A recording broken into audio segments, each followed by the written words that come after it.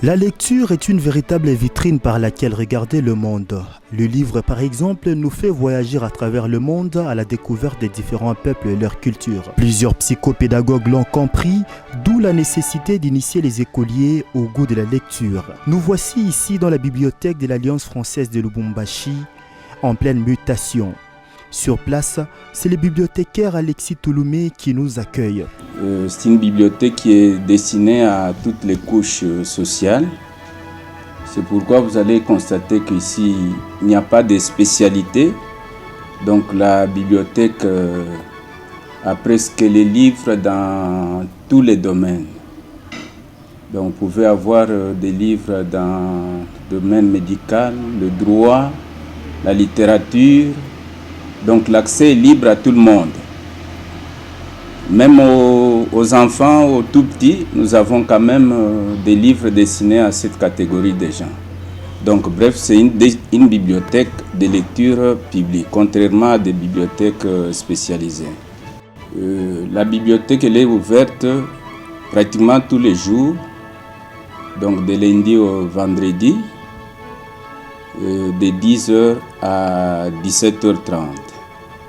Et de là, dès que vous arrivez, la première des choses, c'est de savoir qu'est-ce que vous désirez dans notre bibliothèque. Et si nous avons cet ouvrage par rapport à la recherche ou une lecture divertissement, à ce moment-là, nous allons vous demander d'aller prendre votre abonnement. Et dès que vous souscrivez à l'abonnement, vous revenez, nous vous confions le livre dont vous avez besoin, moyennant une durée impartie au niveau de la bibliothèque, c'est-à-dire 2 semaines de lecture. Si vous n'avez pas fini de lire, nous pouvons encore une fois vous accorder un délai jusqu'à ce que vous allez terminer la lecture. Vous revenez ainsi de suite. Si vous désirez épuiser tout ce que nous avons, ça dépendra de vous. Dans notre échange à bâton rompu avec ces gardiens du livre, nous apprenons que l'Alliance française de Lubumbashi, à travers son école primaire, le lycée francophone au Camille encadre les écoliers dans un club de lecture. Et c'est Arthur Kalunga qui en est l'initiateur. En effet, c'est mon collègue Alexis Touloumé qui s'occupe de la gestion quotidienne de la bibliothèque, de la médiathèque, de l'ancienne Alliance française de Lubumbashi qui est en mutation pour devenir un grand espace francophone du Grand Katanga. Lors de son congé, j'avais assumé l'intérim et nous avions créé un engouement terrible des enfants qui voulaient lire. Alors, en les approchant à la bibliothèque, ils sont devenus ce qu'on appelle les rats des bibliothèques. Alors, les enfants eux-mêmes ont commencé à nous secouer pour que notre institution achète de nouveaux livres. C'est ainsi que je me suis dit, bon, autant organiser ces enfants en un club de lecture comme il en existe ailleurs. Et durant cette année scolaire 2018-2019, nous avons eu une triste nouvelle d'une élève chrétienne Papaye qui était une grande lectrice ici à la bibliothèque.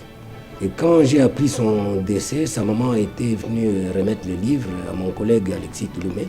Je me suis dit non, que ce club de lecture porte le nom de Papaye. C'est ainsi que c'est devenu Club de lecture Papaye, qui existe donc depuis cette année scolaire de 2018-2019. Et maintenant, pour l'année scolaire 2019-2020, il y a également un engouement terrible. Mon collègue Alexis est souvent submergé quand les enfants viennent s'aligner ici à midi ou pendant la récréation pour prendre des livres à lire et à remettre le lendemain. Il y en a qui les remettent le même jour, qui lisent en attendant que les parents viennent les chercher. Ils remettent, ils peuvent lire 2 ou 3 bandes dessinées par jour. Voilà un peu l'idée de créer ces clubs de lecture Papaye, dont le nom est resté symbolique et historique pour cette catégorie des enfants, de nos enfants. De la création à la réalisation, ces férus de la culture nous révèlent qu'il fut inspiré par son expérience du célèbre train culturel. Là j'ai utilisé mon expérience ou mon expertise parce qu'il convient de vous signaler que je suis un ancien du Centre culturel français, l'actuel Institut français Halle de l'Étoile. À l'époque où le train culturel avait été créé entre 1989 et 1991. Donc cette expérience-là, sans oublier mon goût de la lecture, ma passion de la lecture en particulier et de la culture en général, je me suis dit non, la seule méthode, c'est de pousser les enfants à la lecture. Et avec le concours de leurs parents, nous leur demandons de faire autant à la maison. Au lieu de laisser passer les enfants devant la télévision seulement, c'est pas mal, mais qu'ils leur donnent aussi quelques temps de lecture et que les enfants aient aussi l'idée, de temps en temps, d'expliquer ce qu'ils ont lu. Le club de lecture Papaye n'a qu'une année d'existence et connaît un engouement dans les chefs des élèves. Je suis venue changer le livre. C'est quel livre que tu as lu? Mon tout petit, mon déjà grand. Alors qu'est-ce que tu as retenu? Voyons les livres. C'est celui-ci. Qu'est-ce que tu as retenu de ces livres? J'ai retenu comment on fait grandir les enfants. Ici, on a montré les parents de l'enfant qui quand ils ont appris que la mère était enceinte, ils sont partis chercher des histoires pour l'enfant. Alors cette fois-ci, après ce livre, tu vas prendre lesquels? Il faut que je vérifie lesquels que je vais prendre. Tu as lu quel livre et qu'est-ce que tu as retenu de ces livres? Madame Fallette, j'ai retenu que Madame Fallette cherchait une idée pour gagner le concours des bizarrances. Et que ses adversaires étaient trop difficiles à vaincre, mais quand même, elle a gagné. J'ai retenu que M. Prince M. Pressé plutôt. J'ai retenu qu'il était trop pressé pour aller aux endroits et il n'avait nulle part où aller. Et quand il avait lu un journal, il a vu qu'on disait qui va aller en vacances. Et lui, il avait envie d'aller en vacances.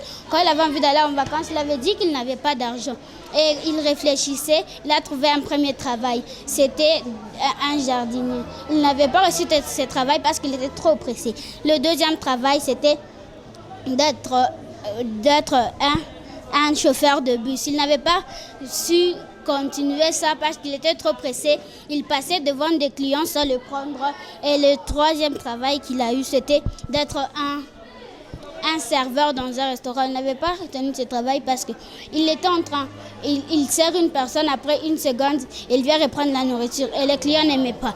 Il avait pris un travail, un bon travail pour lui et ce travail c'était d'être un facteur. On n'avait pas donné de bus pour se dépêcher, il se dépêchait de lui-même en courant. Et c'était un livre de combien de pages comme ça? Je ne sais pas. Ça t'a pris combien de temps pour le lire? Un jour. Démonstration des forces. Mujinga Kafanda est élève de 5e année primaire. Elle est abonnée à la bibliothèque et fait partie du club Papaye. En 34 secondes, elle nous résume l'ouvrage La grenouille à grande bouche. On parle d'une grenouille qui avait une grande bouche et qui aimait manger aussi les mouches. Un jour, elle en a eu marre de manger les mouches. Elle est partie dans la forêt pour voir si elle pouvait trouver quelque chose qu'elle pouvait manger de mieux. Elle a regardé, elle a demandé à tous les animaux ce qu'ils mangeaient. Elle a trouvé que c'était Berk. Alors, elle a décidé de rentrer dans son territoire pour continuer à manger ses mouches. Elle est rentrée, elle a trouvé les crocodiles, alors les crocodiles l'ont mangé.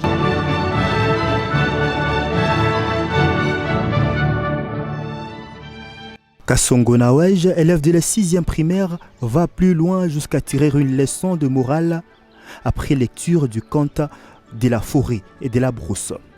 Alors l'homme a prouvé qu'il était le plus ingrat, alors il a changé d'avis. Il a dit, en voilà un ici. Il a dit, apportez-moi mes chiens. Le temps qu'on puisse apporter les chiens, le lièvre s'est enfoui. Arrivé dans la brousse, il rencontra tous ses amis semblables qu'il faut se méfier de l'homme car il est le plus ingrat plus que le caïman. C'est la leçon morale que j'ai retenue dans cette histoire.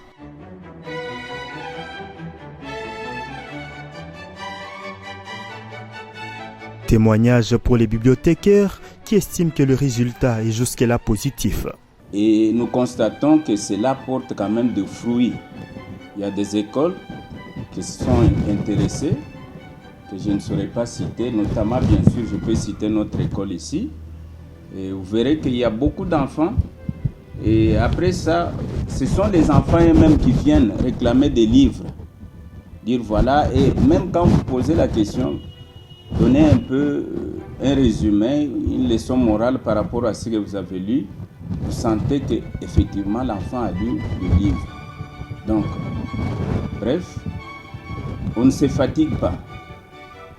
Nous, c'est la lecture, nous considérons comme vraiment la clé du savoir pour accéder à des connaissances.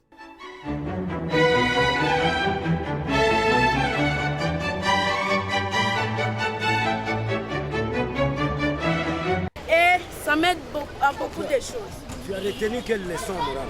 La leçon morale que j'ai retenue dans ce texte est que dans la vie, il faut prévoir les conséquences de nos actes, il faut réfléchir avant d'agir et il ne faut pas faire quelque chose pour les plaisirs.